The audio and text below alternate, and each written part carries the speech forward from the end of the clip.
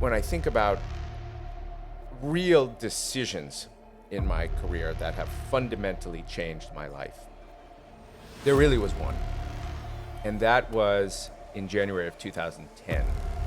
You mentioned about helping people, and we'll jump into the mentorship question. Why is that important to you, to help others? When I was 4, I remember a phone ringing in my house one evening.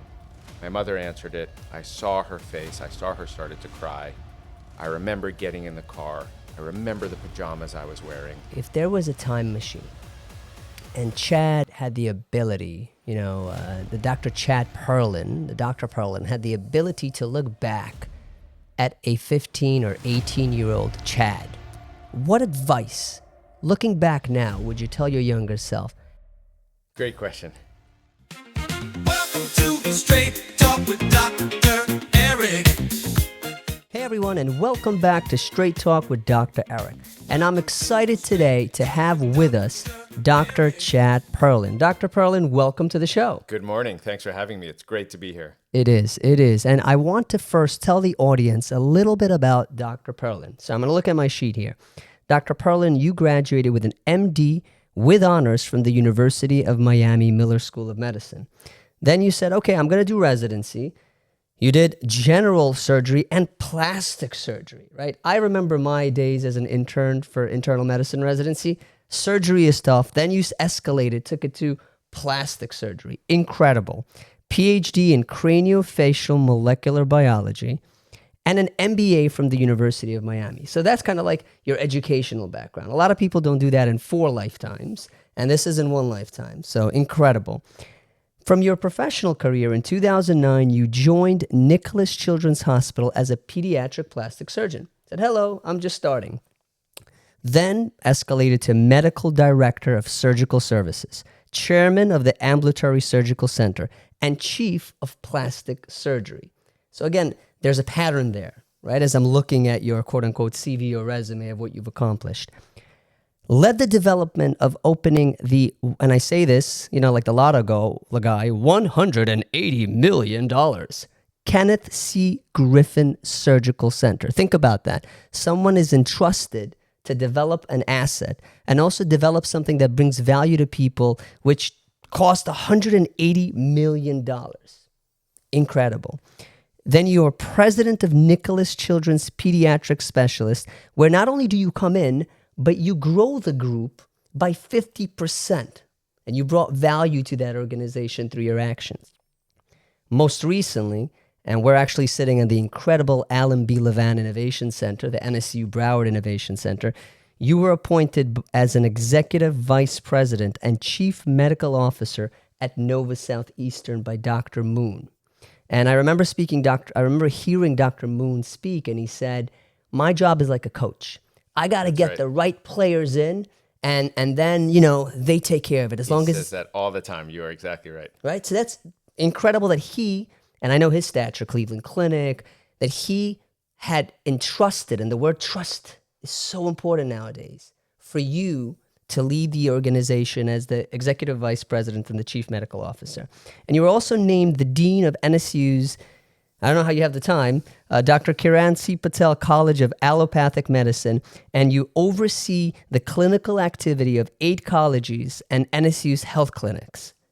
Research, integrating care, education. We could talk on and on. I've been talking for 3 minutes about this already, right?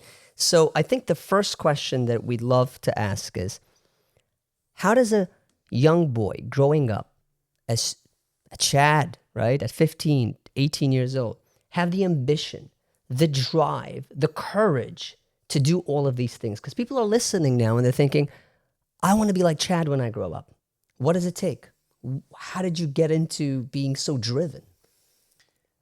I'll start by saying one word: blessed. That's really how I feel. I have had a blessed career, and it has been a series of events, none that I could have predicted, that have led me to this amazing place where we are today. People often ask, how did you start? And where did your career start? And believe it or not, it goes back to when I was 4 years old. And I'll make the story short for our listeners, but when I was 4, I remember a phone ringing in my house one evening. My mother answered it. I saw her face. I saw her started to cry. I remember getting in the car. I remember the pajamas I was wearing. We drove to Variety Children's Hospital, now Miami Children's, then Nicholas Children's, but back then it was Variety That's Children's. about your brother, you're going to say, This right? is about my brother. Uh-huh. And the phone call was for the doctors calling my parents to come say goodbye to my 6-week-old brother, who they thought for sure was going to perish that night. And there was a young pediatric surgeon who basically said to my parents, he's almost certainly going to die. Do you want him to die at peace in the incubator or with a fighting chance on the operating table? I can only imagine your parents' reaction to those words coming out of the doctor's mouth. And here I was, this 4-year-old, but I witnessed the whole thing. And to fast forward the story, my parents did choose to give him a chance. And I remember the surgeon's face when he came into the waiting room after this superhero dressed in green. And I knew what the smile on his face meant. And from that moment, at that age, I knew what I wanted to do. I wanted to be a surgeon, to be able to help children. And then I grew up, and the path continued, and I worked hard and studied hard. And when I was in college, I then read a newspaper article. I know we're going to talk a little bit about mentorship later. I read a newspaper article about a surgeon making ears for kids born without ears. And I thought this was the most amazing thing. And I wrote him a letter. There was no internet, no email at the time, right? I took out my typewriter and put a piece of paper in and typed him a letter. And to his credit, he sent me a letter back. I remember it was in the slot in my dorm room, and invited me to come spend time with him and watch him do one of these surgeries. And he really became my first mentor in life, Bruce Bauer. Jump forward, medical school, and the other things you mentioned, and I found myself not only back at Miami Children's at the time, practicing as a pediatric plastic surgeon at the place where my dream began, but ultimately leading the physician organization there. And there would be moments when I would just sort of shake my head and think, how did this happen? Right? This remarkable story of being in a waiting room in a hospital and being inspired, and then coming around and not only having the opportunity to fulfill that dream and find my purpose, but then being back, not only serving my community, but also leading that organization. So that's how the story started, and then we can talk more. There's been a lot of right hand and left hand turns along the way. Yes, which yes. led me here. So to unpack that a little bit, it's interesting because, a lot of people, they go, after they finish school, their number one goal is, I got to make money. The more that I can make, the better. And everything that drives people is money. But I find those folks are not as successful. And I find, as I interview people and I read a lot of books, that those people, like you've mentioned, who have a mission, when you were that 4-year-old kid and you saw your brother, that drove you. That was the driving force. That's one to unpack. The other thing to unpack is, and Steve Jobs says this, is just reach out to people. You said, I see this surgeon making ears for kids, and you said, I'm going to reach out. What's the worst that could happen? He won't respond, but he did respond, and that changed the trajectory of your life. That's right. And I think it's really important for people listening to be mentors. And we'll talk more about this today, I'm sure. But because he responded, I always feel that obligation to respond back to people. And sometimes I can give all of my time. Sometimes I can give a little. Sometimes I can just give a response. But engaging with those who reach out to you, I think, is the responsibility that we have who have now moved forward in our careers. It's interesting you say that, and you may not remember this, and the audience, this is kind of like a surprise. I'm pretty sure you may or may not remember this.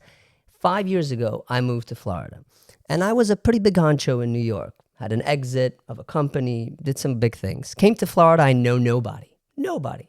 So I said, look, let me go to some of these events and some of these speaker series, and then I see Dr. Chad Perlyn, and he's speaking. I'm like, man, this man is fascinating. And I said, well, look, what's the worst that can happen? Let me come up to him. Let me say, hey, what's up? I come up to you and say, hey, I'm Dr. Erik. I'm the new guy on the block. And you took out your phone. You said, what's your number? Let me text you my cell phone. If you need anything, just shoot me a text. I know some folks, maybe they can help you out in the community to get started. I was wowed by that. And so let's kind of jump into that. You mentioned about helping people, and we'll jump into the mentorship question. Why is that important to you, to help others? What drives you to do that? You know, when I was growing up, there was a sign on our refrigerator. It was a quote that my mother hung, the Winston Churchill quote, the famous quote, "We make a living by what we get. We make a life by what we give." And I love how you just finished that sentence. You know it. It's your heart as well. That's how I grew up. And I have always been centered on service to others. When I was in high school and there were the superlatives or whatever they call them, where they put your picture and, you know, they pick a Yes. award, who's going to be this or president, whatever, right? The kids just put for mine, cares. Really? Right? Just cares. And I remember that even in high school, a time when you're sensitive to your peers and what they say, and right? But that's just always how I've grown up and has always been my singular motivation. To care. And so the folks listening out there who are thinking about being successful in your life, it's not about the value that you take from the world, it's the value that you give into the world. Now, speaking of the world and speaking about life, many people grow up and they think that, look, I'm going to graduate college, get my job, and everything's going to go great for me in my life. There's going to be no problems in life. But you and I both know that's not how life goes. So I'd like to learn about some of the forks in the road that you've had in your life and try to better understand who did you turn for guidance and what was some of your quote unquote algorithm for making the right decisions. I'm looking at your life, like Jeff Bezos says, in the end of your life, you are the decisions you made. So how did you make those decisions? What was it? So we all have our stories, and our stories are made of our values. And my values have always been my guiding principles. Absolutely, I have had forks in the road, as you say. And I love when I talk to the medical students, and I have a talk, sort of this conversation, but in photos and patients and how I got where I have. I always remind them, they're seeing the Instagram version, right? They're seeing the curated 1 hour, this story as I want to tell it. But I do call that out and then share with them some of the struggles, because I think it's important for people to hear. Certainly, I think one of the major forks was my first year of college. I did not do as well as I thought I wanted. Here I was, this kid with this dream and going to be a doctor and so forth. And I struggled. I struggled that first year academically. And that was the wake-up moment. And time to get it into gear. So you work hard and don't get frustrated and don't give up on the dream and so forth. And you can take things like that throughout much of the career. Residency and the match process, where you think you're going to go and where you think what's going to happen to where you wind up happening. I think, though, when I think about real decisions in my career that have fundamentally changed my life, there really was one. And that was in January of 2010, when the earthquake in Haiti happened. And for those of you who are listening and don't know, in 2010, there was a massive earthquake in Haiti, hundreds of thousands of people killed, hundreds of thousands of people severely wounded. And I was watching this live on TV. And as a physician, you know, when there's these disasters, how often can you really engage, right? There's a tsunami or a hurricane. Yes, you can help, but in terms of real effort. But in this case, because of the nature of the injuries, crushed wounds, burns, cuts, you can imagine, I could see what was happening on the television. And in this now sort of famous moment with my wife, she said something which I still am not sure was a question or a statement. She said, "You're going, aren't you?" Wow. She knew just by looking at you. And in that moment, there was this decision.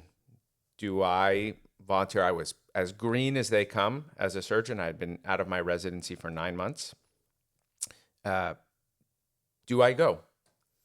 And the answer was an unquestionable yes. And we both knew the answer to that question. And so I volunteered to lead the first team of pediatric surgeons from Nicholas, and one of the first teams of pediatric surgeons to the country. And it was a remarkable experience. I did not understand leadership before I went. I did not understand disaster in this context. I did not understand human suffering. But the experiences of that first trip, and then the many weeks later in which I continued to be involved, fundamentally changed my life and changed my career. How so? Well, why was that I had so? thought I was going to be a surgeon scientist. You mentioned I during my residency, I went to the University of Oxford and I got a PhD in molecular biology, and I planned to have this classic career as an academic surgeon. That course put me on a hard right turn, the fork in the road, if you will, into leadership. And what happened was I came back from that trip and in all the weeks thereafter, and the leader of surgery at Nicholas, very senior surgeon, the director of surgical services, was being recruited to go up to the Northeast. And he suggested to the administration that I become the next director of surgery. I was at this point less than a year out of my residency. Less than a year. I know things like that take a long time to move up to. Yeah. And I was humbled, of course, frightened. And I remember I went to all the senior surgeons there and said, what do you think of this idea? Because I knew I was so green and frankly inexperienced. And I had their support. And that then put me into a role first of clinical leadership. And from that position, I just over time, you serve, you just get more, right? Yep. And my clinical responsibilities grew. And then I came to another fork in the road where our CEO at Nicholas, Matt was a great mentor to me in the business space, asked me if I was interested in doing an MBA. And I was surfing a lot at the time. It's funny, I think about this. And I actually, for a minute, debated, well, if I go do an MBA, I won't be able to surf so much. The opportunity cost. You got it. Exactly. Fortunately, I very quickly got over that and did go do an MBA at his suggestion. And that, and under his guidance, took me from the step of being a clinical leader, a senior clinical leader, to a healthcare executive. And ultimately, I became the president of Nicholas Children's Pediatric Specialists, which is the physician group and entity, which, as you said, we did grow to over 300. And it's interesting. Physicians. You said we did grow. Even in your internal language, you're a team. Yeah, it's true. It's absolutely true. We is a great word, and it's the right word. So there I was doing the group, and then we had the opportunity to do the surgical tower, which was amazing, and I really helped lead the opening of that and all of the human aspect of what it takes. It's one thing to build the building. A lot of work went into the construction and planning, but understanding the change management and the emotional response of moving a group of surgeons, nurses, administrators, et cetera, from an operating room that had been there for almost 40 years into a brand new state-of-the-art operating room was fun. It was fun. I can imagine. It was a challenge, but it was fun. And that was great. And I was extremely happy. And I loved being at Nicholas, and I loved the work I was doing on the administrative side. I was teaching, I was doing global health work. And then I had a conversation with Dr. Moon. And this brings us to today. And Dr. Moon has an incredible vision for this university. This is a university very focused on healthcare, particularly graduate healthcare across the 8 colleges, as you mentioned. We had a conversation, would I be interested in coming back to academia and Was that a serving. phone call that you got initially? Like, how did it transpire? He and I had coffee one morning and talked about and what did goals, you feel? life plans. Like you're Well, I had reached out to him at one point when he was chief operating officer. Mm-hmm. He and I had very similar Backgrounds. careers, right? He's also a plastic surgeon, served Yes. clinically, rose up from being a clinical leader, eventually to a healthcare executive, and led the Cleveland Clinic, Florida. And so we just had a conversation one day about that and our careers and back to mentorship. And sure enough, when he became president and was building his team, there was a search, and he asked if I was interested, and I said absolutely. And so I threw my hat in the mix, and here I am. And it's been wonderful. This is an extraordinary place, and it has been superb being here. I tell my wife all the time, it is where I belong, and I'm very, very happy. I have to agree. I love NSU. NSU is an incredible organization. My daughter goes to this school. I was at the ceremony that was inaugurating Dr. Moon, and I saw how beautifully organized and meticulously with the music and the symphony and the singers and the people that were there. And I'm excited with Dr. Moon and his team where this university is going to be 5 to 10 years from now. I can only imagine. I want to ask you, like we were talking about some of the opportunities. And I've actually had a chance to meet Alan B. Levan here in the Levan Center. And I read his book. And he says something interesting in his book. Incredible book, by the way. I recommend everyone to read it. It is great. It's a great book. And he has many, many incredible life stories and points there. One which I like, and I say this to my kids all the time, the harder you work, the luckier you get. Right? Again, I'll repeat that. The harder, and you were talking about aphorisms, right? And so I want to know a little bit, and I'm sure the audience wants to know about your routine for success. What time do you go to bed? What time do you wake up? What does the day look like? How do you position yourself for success? So I love that you mentioned, by the way, my version of that quote is as a scientist, Pasteur said, chance favors the prepared mind. Chance favors the prepared mind. Right? Chance favors the prepared mind. It's same as Alan said, Alan saying from the business perspective, and this is from the scientific perspective, but it's the same message. Routine, there is none. There's no routine. There is no routine. Wow. I am all in all the time. There's no such thing as balance. I feel like I'm my own life's conductor, right?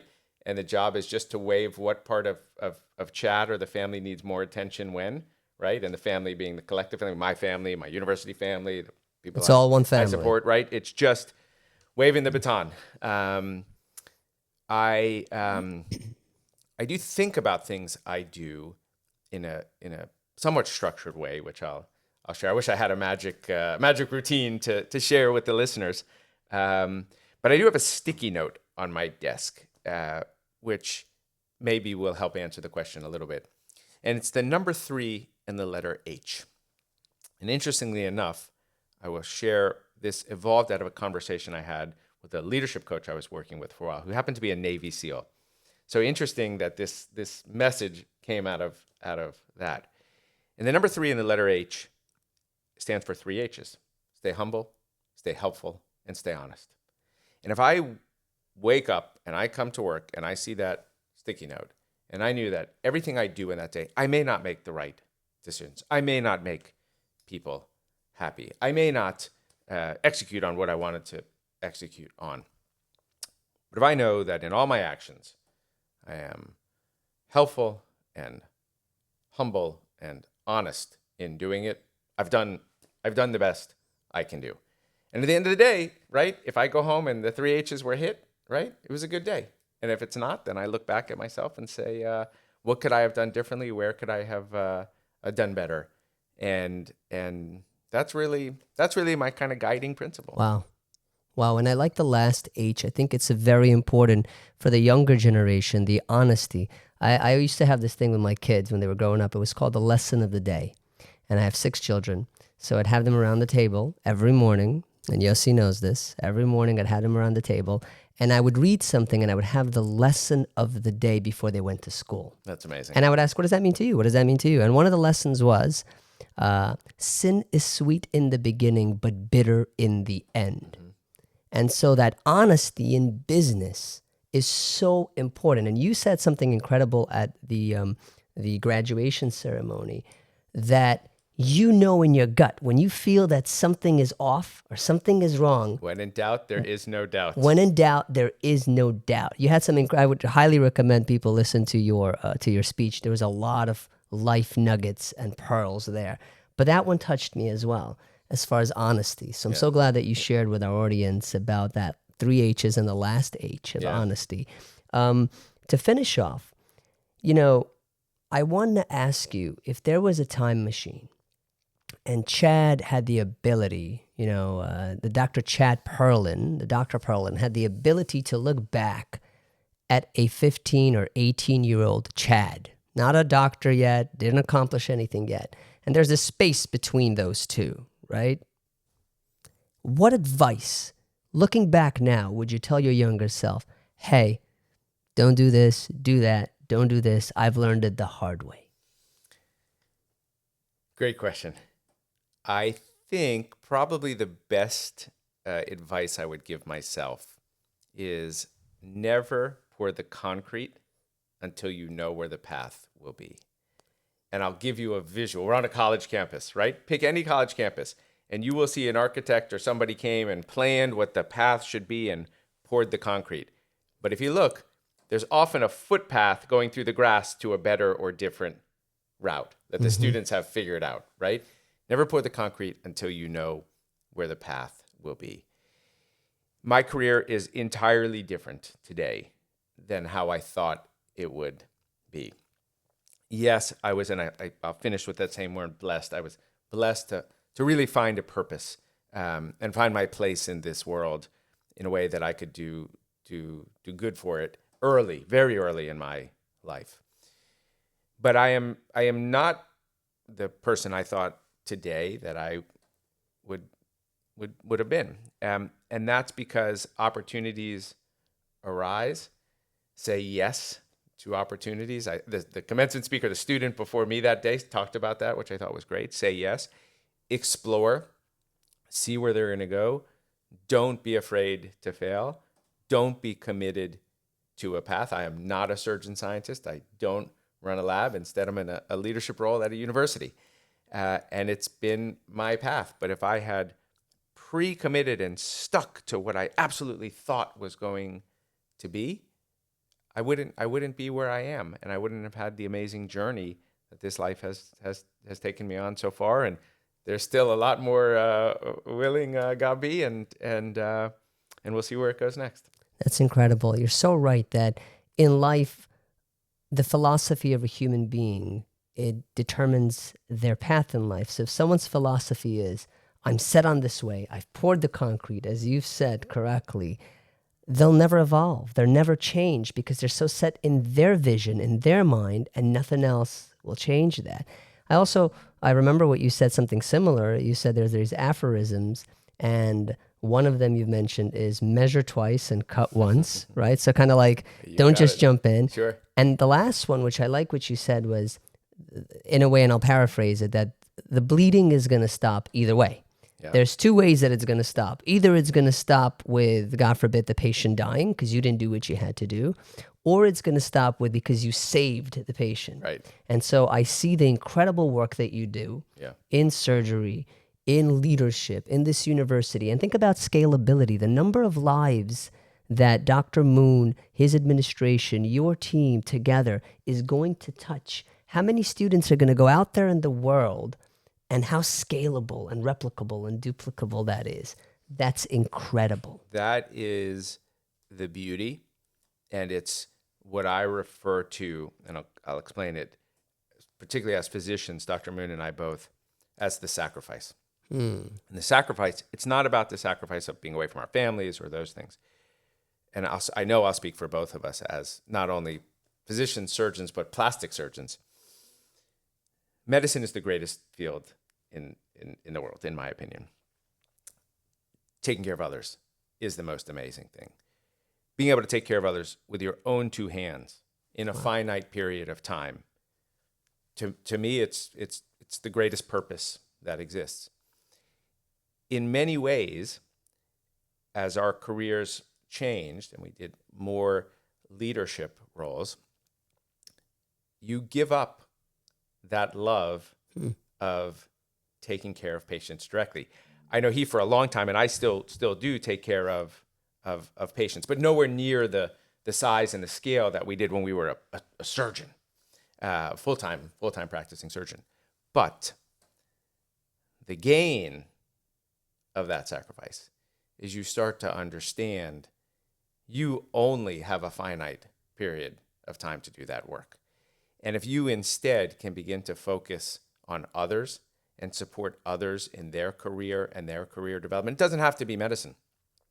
That is ultimately how the change will continue. And in the end, being able to practice medicine, not through my two hands and his two hands, but through hundreds and thousands of hands that you knew you got to be a part of during our time as stewards of this university is really remarkable.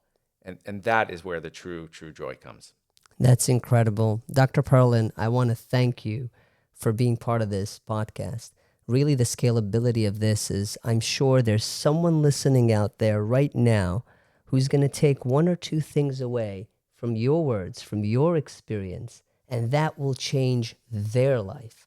And that's what we're here to do. And I appreciate you. I appreciate everything that you're done and you're doing, and for your time. No, it's been great. And thanks for coming up 5 years ago and introducing yourself. It's been amazing watching you flourish in South Florida as well. So thank you very much. Terrific. Thank you. You too.